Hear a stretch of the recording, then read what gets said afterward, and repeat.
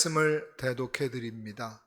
오늘 대독해 드릴 하나님의 말씀은 구약성경 창세기 15장 7절부터 17절까지의 말씀이 되겠습니다. 구약성경 창세기 15장 7절부터 17절까지의 말씀을 대독하시겠습니다. 또 그에게 이르시되 나는 이 땅을 내게 주어 소유를 삼게 하려고 너를 갈대아인의 우르에서 이끌어낸 여호와니라. 그가 이르되 주 여호와여, 내가 이 땅을 소유로 받을 것을 무엇으로 알리이까? 여호와께서 그에게 이르시되 나를 위하여 3년 된 암소와 3년 된 암염소와 3년 된 순양과 산비둘기와 집비둘기 새끼를 가져올지니라. 아브라함이 그 모든 것을 가져다가 그 중간을 쪼개고 그 쪼갠 것을 마주대하여 놓고 그 새는 쪼개지 아니하였으며 소개가 그 사체 위에 내릴 때에는 아브라함이 쫓았더라. 해질 때에 아브라함에게 깊은 잠이 임하고 큰 흑암과 두려움이 그에게 임하였더니 여호와께서 아브라함에게 이르시되 너는 반드시 알라. 내 자손이 이방에서 객이 되어 그들을 섬기겠고 그들은 400년 동안 내 자손을 괴롭히리니 그들이 섬기는 나라를 내가 징벌할지며 그 후에 내 자손이 큰 재물을 이끌고 나오리라. 너는 장수하다가 평안히 조상에게로 돌아가 장사될 것이요 내 자손은 4대 만에 이 땅으로 돌아오리니 이는 아모리 족속의 죄악이 아직 가득 차지 아니함이니라 하시더니 해가 져서 어두울 때에 연기나는 하루가 보이며 타는 횃불이 쪼갠 고기 사이로 지나더라. 아멘. 할렐루야. 주님을 찬양합니다. 주님을 찬양하러 오신 여러분들을 또한 주님의 이름으로 환영해 드립니다. 네. 우리가 새해 인사는 항상 새해 복 많이 받으세요. 성탄절은 메리 크리스마스, 추석은 뭐라고 인사를 해야 될지. 메리 추석, 추석에 복 많이 받으세요. 건강하세요. 풍성한 추석. 어쨌거나 주의 이름으로 축복합니다. 예. 오늘 아마 찬송을 11장으로 주보에 나와 있는데 여러분 중에서 영상을 보지 않고 찬송가를 폈던 분들 중에서는 혹시 이상한데 라고 느끼시는 분이 있었을 수 있습니다. 왜냐하면 이 찬송가가 여러분들이 가지고 있는 찬송가가 2018년 이전에 발행된 찬송가냐 아니냐에 따라서 11장이 홀로 한 분이라는 곡으로 들어가 있는 찬송가가 있고 다른 곡으로 들어가 있는 찬송가도 있습니다. 이건 여러분의 잘못도 아니고 저의 잘못도 아닙니다. 이 성소 공회하고 찬송가 공회에서 처음에 개역개정과 새 찬송을 다 편찬하고 나서 한참 몇 년이 세월이 지난 다음에 갑자기 여러 가지 문제로 11장과 61장과 194장을 교체했습니다. 그리고 그거를 교회에게 또 목회자들에게 홍보를 많이 해줘서 알려줬어야 되는데 저도 성경책이 몇 권 있거든요. 근데 펼치는 것마다 다 달라요. 지금 현재 요 찬송가가. 놀라셨을 텐데 놀라지 마시고요. 여러분 찬송가가 잘못되어 있는 게 아니라 이후에 교체된 것이다 라고 생각하면 되겠습니다. 이런 일이 있을 수 있죠. 이해가 되지 않는 것 말이죠. 그런데 세상에는 이해되지 않는 게 이런 것만 있는 게 아닙니다. 아브라함에게도 이해가 되지 않는 부분이 하나 있습니다.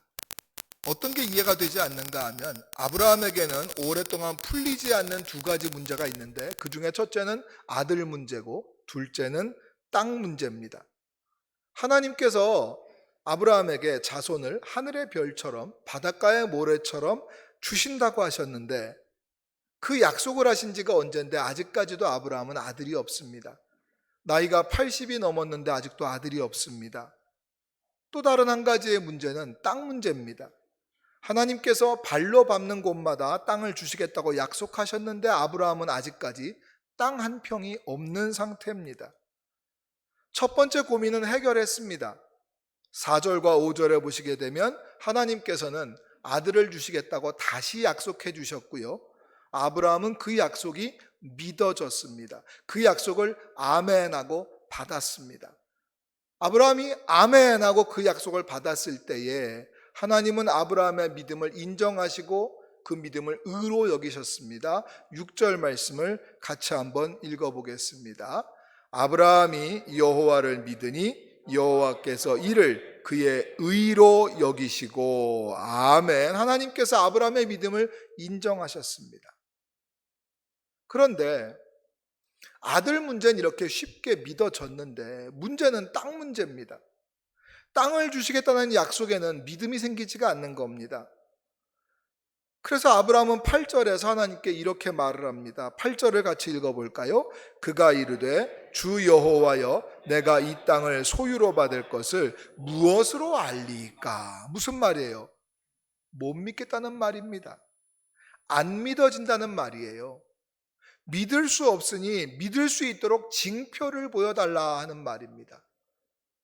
왜 아들 문제는 쉽게 아멘이 되는데 땅 문제는 쉽게 아멘이 안 될까?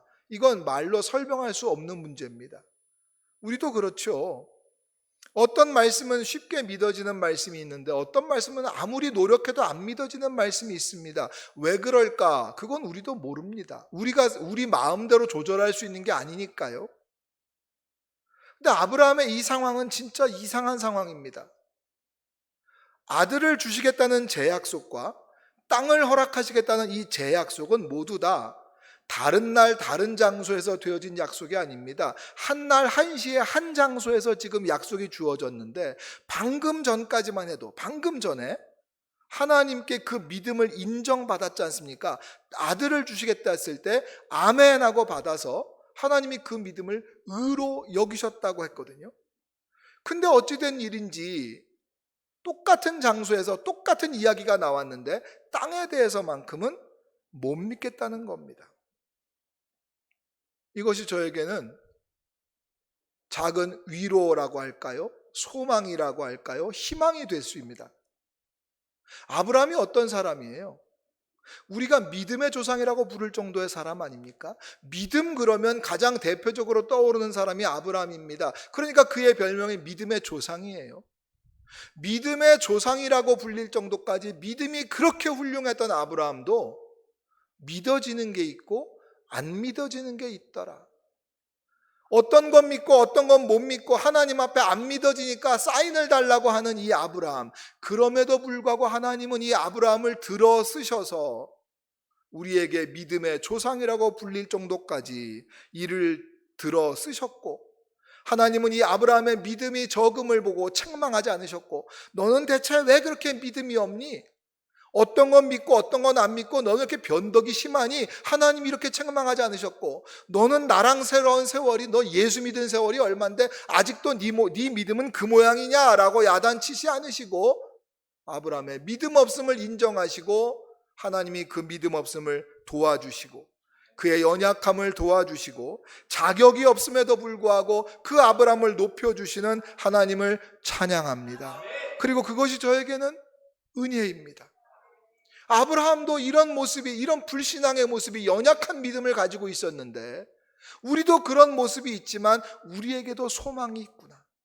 나만 이렇게 고민하는 게 아니구나. 나만 안 믿어지는 건 아니구나. 문제는 내가 하나님 손에 붙잡히게 되면, 내가 믿음이 없으니 하나님 나를 도우시옵소서, 내게 믿음을 주옵소서라고 기도할 때 하나님은 나를 믿음 없다고 책망하지 않고 나의 연약함을 도우시고 나의 연약함을 아시고 믿음을 내게 주셔서 나를 써주실 때에, 자격이 없지만 나를 높여주실 때에 나를 써주시고 하나님의 놀라운 역사를 이루실 그 하나님을 기대하게 되고, 그 하나님을 기대하기 때문에 하나님을 찬양할 수 있습니다. 할렐루야.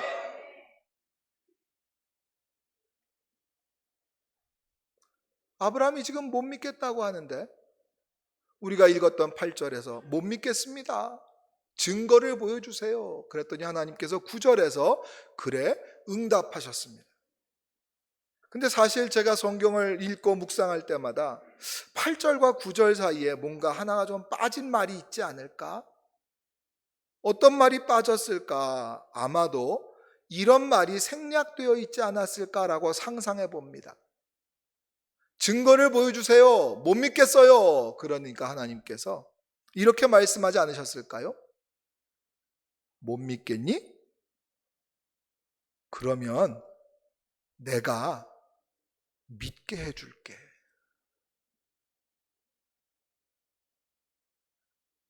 구절을 보십시오. 3년 된 암소와 3년 된 암염소와 3년 된 수량과 산비둘기와 집비둘기 새끼를 가지고 오라고 하십니다. 아니, 믿게 해줄게라고 말했다면서요. 근데 지금 바로 나오는 구절은 여러분 같으면 어떻게 하시겠어요? 안 믿어져요. 증거를 보여주세요. 그러면 우리 생각에는 보통 하나님이 어쩌면 가나안 땅 지도라도 하나 딱 가지고 와서 보이니? 여기서부터 여기까지 너한테 준다니까 이거 너 가져. 집문서를 주든지 뭔가를 좀 보여주든가 번쩍번쩍하게 해서 아멘하게 만들 줄 알았더니 내가 믿게 해줄게 하시고 나서 한 첫 번째 일이 뭐예요?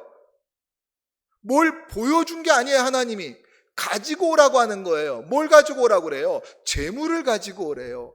9절에 나와 있는 이 말씀들, 이 짐승들은 뭐에다 쓰는 재물들이에요? 하나님께 예배하기 위하여, 제사하기 위하여 필요한 재물들이거든요. 아브라함은 땅을 주신다는 그 약속에 대해서 내가 증거가 필요하다고, 안 믿어진다고, 그 말이 믿어지게 해달라고 요청하고 있는데 하나님은 대답하시기를, 그래? 믿고 싶어? 그래, 그러면 예배를 드리라고 응답하고 계십니다. 약속을 믿게 해달라는 아브라함의 요구에 하나님은 예배를 드리라고 답을 하고 계시는 거예요. 여러분, 하나님께서는 하나님의 약속의 증거를 예배를 통하여 주시는 줄 믿습니다. 오늘 우리들을 향한 하나님의 약속의 증거도 우리의 예배를 통하여 주어지게 되는 줄로 믿습니다. 예배가 회복되면 모든 것이 회복됩니다. 물론 모든 예배를 하나님이 다 받으시는 건 아닙니다. 우리의 몸을 거룩한 산 제사로 드릴 때, 우리 예배가 영과 진리로 드려질 때에 하나님은 그 예배를 받으시고 그 예배를 드리고 있는 그들에게 하나님의 약속과 복이 이루어질 것이라는 증거를 주실 것입니다. 하나님이 우리에게 요구하시는 것이 있습니다. 그것이 무엇인가? 하나님이 우리의 예배에 예배드리라고 말하면서 아브라함에게 그 예배를 위해서 필요한 것이 있다고 말씀하십니다. 그것이 뭐냐 하면 바로 희생과 순종이죠. 제물에 쓰일 짐승을 준비해야 하고 또 그것을 반으로 쪼개가지고 마주보게 만들라고 하셨습니다. 제물을 쪼개서, 짐승을 쪼개서 반을 나누려면 거기에 반드시 따라오는 게 뭡니까? 죽음과 피입니다. 왜 징그럽게 제사 드리는데 죽음과 피가 필요합니까? 왜 이렇게 잔인합니까? 왜 제사에 죽음이 필요하고 피가 필요합니까? 왜 이런 희생이 필요합니까? 이유는 여러분 잘 알고 계시지 않습니까? 죄의 결과가 죽음이라서 그런 겁니다. 우리의 죄를 용서하시고 우리의 죄에서 구원하시기 위해서는 죄의 값을 치러야 되는데 죄의 값이 바로 죽음인 겁니다. 죽음과 맞바꿀 수 있는 것은 죽음밖에 없기 때문입니다. 하지만 죄인의 죽음은 값을 치르지 못합니다. 그래서 예수님이 오셨습니다. 예수님이 십자가에서 죽으셨고 피 흘리셨고 그 보혈의 공로로, 그 피의 공로로 우리가 구원받은 줄을 믿습니다. 짐승을 들여서 희생하고 피 흘리고 짐승을 제물로 드리는 구약의 이 희생제사는 바로 예수님의 죽으심과 예수님의 피 흘리심에 대한 예표였던 것입니다. 그래서 성경은 이렇게 말씀하십니다. 베드로전서 1장 18절과 19절을 같이 읽어보겠습니다. 너희가 알거니와 너희 조상이 물려준 헛된 행실에서 대속함을 받은 것은 은이나 금같이 없어질 것으로 된 것이 아니요 오직 흠없고 점없는 어린 양 같은 그리스도의 보배로운 피로 된 것이니라. 아멘. 예수님이 그래서 오신 겁니다. 우리를 대신 구원하기 위해서, 대신 우리의 죄를 속해 주시기 위해서 뭐가 필요했느냐? 흠없고 점없는, 죄가 없는, 완벽하게 의롭고 완벽하게 순수한 순결한 어린 양 예수의 보배로운 피로 된 것이라고 말씀하셨습니다. 여러분, 예수님의 순종과 예수님의 피로서, 예수님의 희생으로서 우리의 죄가 사해졌고 우리가 구원되었습니다. 예배에는 반드시 그러한 순종과 희생과 헌신이 필요하고 예수 그리스도의 죽음과 예수 그리스도의 피가 필요합니다. 구약시대의 모든 제사에 짐승의 죽음과 짐승의 피가 필요하듯 죄의 값을 치르는 것이 예배에는 필요한 겁니다. 오늘 드리는 우리 예배에도 예수님의 순종과 희생으로 우리가 예배 드릴 수 있는 자리에 나온 것이니만큼 예배하는 우리 예배자들의 순종과 희생이 있는 예배가 돼야 됩니다. 하나님은 예배자의 희생과 순종을 받으시고 그 예배를 연락하는 줄을 아시기를 바랍니다. 우리 예배가 하나님 받으시는 예배가 되려면 순종과 희생이 있는 예배, 예수 그리스도의 보혈이 있는 예배, 그래서 하나님의 임재하심이 있고 죄의 용서가 있는 그 예배를 하나님이 받으시고 연락하시는 겁니다. 그런데 말입니다, 우리가 정과 정성을 다해서 열과 성을 다해서 우리가 헌신하고 순종하고 예수님을 믿는 믿음을 가지고 하나님께 예배를 하고 있는데 예배를 방해하고 있는 회방꾼이 등장하고 있습니다. 11절을 같이 읽어볼까요? 시작. 솔개가 그 사체 위에 내릴 때에는 아브라함이 쫓았더라. 우리가 순종하고 희생하고 예배를 드리려기만 하면 어김없이 마귀가 찾아와서 방해를 놓습니다. 마귀가 제일 싫어하는 것, 사탄이 제일 싫어하는 게 뭡니까? 사람들이 하나님께 가까이 가는 것을 제일 싫어합니다. 여러분이 드리는 이 예배가 아무렇지도 않은 예배라면, 하나님이 받지 않으실 예배라면, 여기 예배에 영이 없고 진리가 없고 헌신이 없고 순종이 없고 희생이 없고 예수 그리스도의 보혈이 없이 그냥 나의 종교성을 만족하기 위해서 그냥 와서 의자만 뜨뜻하게 여러분의 등과 엉덩이로 데폈다 가버리는 예배 행위에 그치고 있다면 마귀가 출동할 일이 없습니다. 그냥 내버려둬도 그 예배 하나님이 안 받으실 거니까.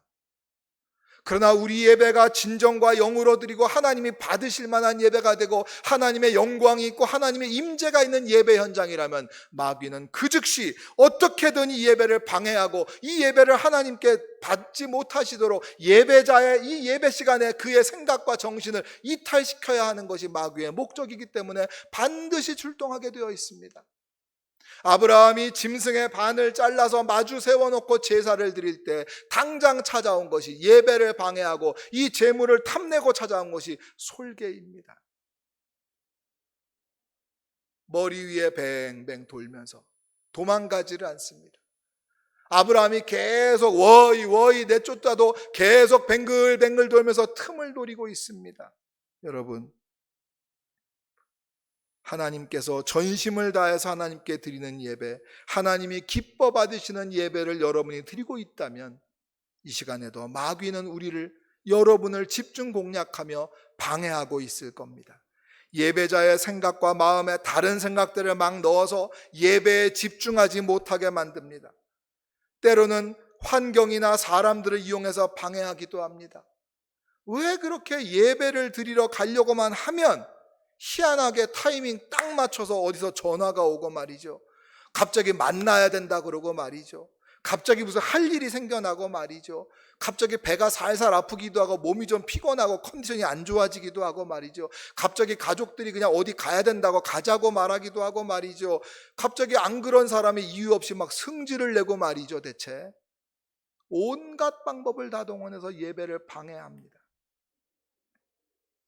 아브라함은 밤새워 이 솔개를 쫓아냅니다. 이 예배 하나님께 연락하시기 위해서 밤새워 손을 휘저으며 쫓아내고 있습니다. 한 번 쫓아냈다고 도망가지를 않습니다. 도무지 계속 뱅글뱅글 돌면서 틈을 노리고 있습니다. 하루 종일 예배를 방해하는 이 회방꾼을 쫓아내느라고 녹초가 된 아브라함은 해질녘이 되었을 때 이제 체력이 바닥이 났습니다. 쏟아지는 잠을 이길 수가 없어요. 솔개를 쫓는 거는 성공했는데 잠을 쫓을 수가 없었어요. 세상에서 제일 무거운 게 눈꺼풀이라면서요. 이걸 들 수 있는 역사가 없다고 그래요. 스르르 스르르 눈이 감겨요. 눈이 막 풀려요. 여러분, 이 시간에 이미 눈을 감고 계신 분은 또 감을 필요 없지만 아직 안 감고 눈을 뜨고 계신 분들이 계시다면 1초만, 길면 안 돼, 1초만 눈을 잠깐 감아보세요. 똑딱 떠보세요. 눈을 감았더니 어떤 현상이 생겼어요? 눈을 감았더니 좋아요? 눈을 감았더니 아무것도 안 보이죠? 깜깜하죠? 왜 교회에서 그렇게 잠들지 말고 깨어있는 영혼이 되라고 외치는지 아십니까? 우리 영혼의 눈이 감겨지는 순간 빛이 사라집니다. 암흑이 찾아옵니다. 어두워집니다. 캄캄하고 어두워지기 때문에 우리에게 찾아오는 것이 뭐예요? 공포와 두려움입니다. 불안감입니다. 아브라함이 눈을 감고 잠이 들자 흑암이 깊게 찾아왔고 뭐라고 말씀하십니까? 두려움이 엄습했다고 말하고 있어요. 눈을 뜨고 있을 때는 무섭지 않았습니다. 눈이 감기니까 무서워지기 시작을 했습니다. 그래서 교회에서 그렇게 여러분들에게 잠들지 말고 깨어 있으라고 강조하고 있는 겁니다. 골로새서 4장 2절 말씀을 같이 읽어볼까요? 시작. 기도를 계속하고 기도에 감사함으로 깨어 있으라. 아멘. 영적으로 잠들면 빛이 사라지고 빛을 볼 수 없고 빛이 내 앞에 사라지는 순간, 말씀의 빛, 예수 그리스도, 빛 되신 예수 그리스도가 내 앞에 보이지 않기 시작하는 순간 우리는 두렵기 때문입니다. 그러나 여러분, 너무 쫄지 마십시오. 염려하지 마세요. 어둠이 짙다는 것은, 밤이 깊었다는 것은 그만큼 아침이 오고 동이 터오고 빛이 떠오를 시간이 가까웠다는 말이기도 하니까 깜깜하다고 무서워서 주저앉지 마시고 곧 나를 구원하러 오실 예수 그리스도, 곧 내 앞에 떠오를 태양과 하나님의 말씀의 빛이 내게 다가옴을 믿고 이제 곧 그때가 되었다고 생각하며 믿음과 소망으로 어려움과 힘든 것들을 극복하시기를 축원해 드립니다. 아멘. 17절을 한번 같이 읽어볼까요? 아브라함이 잠이 들어서 두려워할 때 하나님께서 아브라함의 두려움을 극복하게 하시려고, 아브라함의 믿음 없음을 치료하시려고 찾아오셨습니다. 17절을 같이 읽겠습니다. 시작. 해가 져서 어두울 때 연기 나는 화로가 보이며 타는 횃불이 쪼갠 고기 사이로 지나더라. 아멘. 그렇습니다. 뭐가 보입니까? 연기가 나고 있어요. 화로에서. 연기는 영적으로라기보다는 항상 구약 성경에서 무엇을 상징하는가 하면 하나님의 임재하심을 상징합니다. 하나님이 구름같이 연기처럼 항상 성막에 임하셨어요. 자욱한 구름처럼 연기처럼 임하시는 것은 하나님의 임재하심을 상징합니다. 그리고 횃불이 나왔어요. 불이 상징하는 것은 우리가 너무나 불 그러면 떠오르는 게 뭡니까? 성령님의 임재하심이 불같이 임했죠. 지금 아브라함의 눈에 뭐가 보입니까? 연기가 보입니다. 횃불이 보입니다. 아브라함에게 무엇을 보여주시는 겁니까? 하나님의 임재하심과 성령님의 임재하심이 아브라함 눈에 보인 줄로 믿습니다. 하나님이 이 자리에 찾아오셨습니다. 어떤 자리에 찾아오셨습니까? 예배하는 자리에 찾아오셨습니다. 어떤 예배 자리입니까? 순종과 희생이 있는 자리에 찾아오셨습니다. 예수 그리스도의 보혈이 있는 자리, 믿음이 있는 자리에 주님이 찾아오셔서 임재하시고 어떻게 되셨습니까? 그 재물 사이를 지나가셨습니다. 예배하고 있는 그 사이를 지나가십니다. 그가 드려지는 헌신된 모든 재물 사이를 지나가시면서 아브라함을 안심시키고 하나님이 함께 계심을 임마누엘 주님이 증명시켜 보여주고 계십니다. 고민하고 있는 아브라함에게, 두려워하고 있는 아브라함에게 하나님을 보여주심으로 내가 너와 함께 있다고 말씀하고 있습니다. 여러분,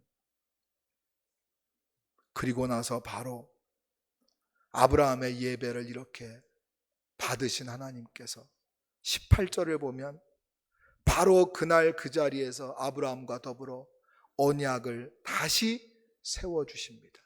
언약을 갱신하십니다. 가나안의 구체적인 경계선까지 말씀하시면서 이 땅을 너에게 주시겠다고 재확인시켜 주십니다. 이렇게 되자 아브라함이 이제는 믿지 않을 수가 없어요.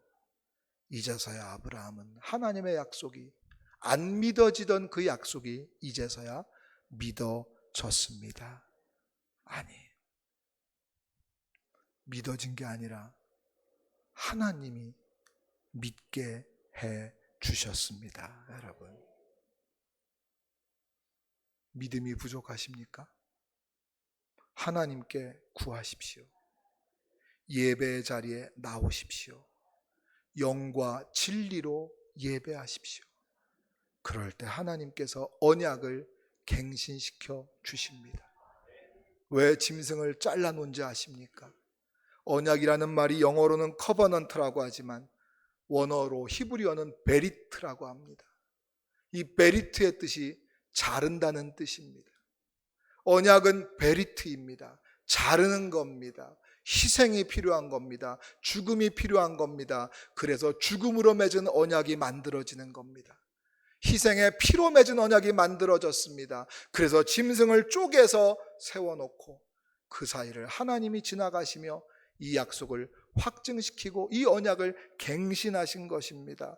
여러분, 믿음이 부족합니까? 믿어지지 않습니까? 하나님의 약속이 믿어지지 않고 불안합니까? 그러므로 하나님이 말씀하십니다. 예배 자리에 나오라고 말씀이시오. 그렇게 나와서 하나님께 예배하고 헌신하고 할 때에 찬송을 부르는 중에, 기도를 드리는 중에, 말씀을 듣는 중에, 우리가 하나님 앞에 봉헌하는 중에, 헌금하고 헌신하고 나 자신을 거룩한 산제물로 드리는 그 중에 하나님이 이 자리에 성령의 불로 임재하시고 하나님이 구름 같은 하나님의 임재하심이 이 자리에 충만할 때에 하나님은 이 예배를 받으시면서 여러분에게 주신 그 약속을 재확인시키고 갱신하고 다시 확신시켜 주시고, 그렇게 될 때 여러분들이 바로 다시 믿음이 새로워지고 안 믿어지는 게 믿어지는 역사, 하나님이 그 약속의 증거, 목숨값으로 맺은 그 증거, 피로 맺어진 언약, 베리트의 그 언약, 커버넌트가 갱신되는 역사가 여러분 삶에 이루어지게 될 겁니다. 예배에 나오십시오. 예배 자리에 서십시오. 그리고 이제서야 믿어진 아브라함은 그 믿음대로 약속의 땅을 차지하게 된 줄로 믿습니다. 아멘. 잠시 우리 통성으로 한번 기도하겠습니다. 여러분, 믿어지지 않는 것이 있습니까? 하나님께 우리 믿음을 도와달라고 기도하십시오.